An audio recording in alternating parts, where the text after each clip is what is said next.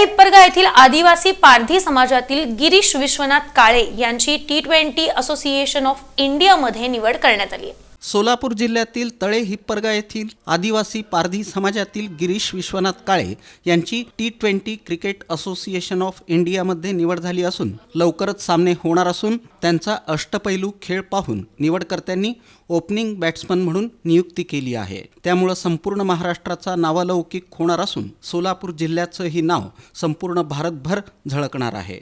गिरीश काळे यांची नियुक्ती झाल्यानंतर संपूर्ण महाराष्ट्रातून तसंच सोलापूर जिल्ह्यातून आदिवासी पारधी समाजातील विविध घटकांनी शुभेच्छा दिल्या। उत्तर सोलापूर तालुक्यातील तळे हिप्परगा येथील आदिवासी पारधी समाजातील गरीब कुटुंबातील एक तरुण जिद्द चिकाटी काय असते हे सिद्ध करून दाखवून देत संपूर्ण भारतात प्रसिद्ध असलेल्या T20 स्पर्धेमध्ये ओपनिंग बॅट्समन म्हणून खेळतोय।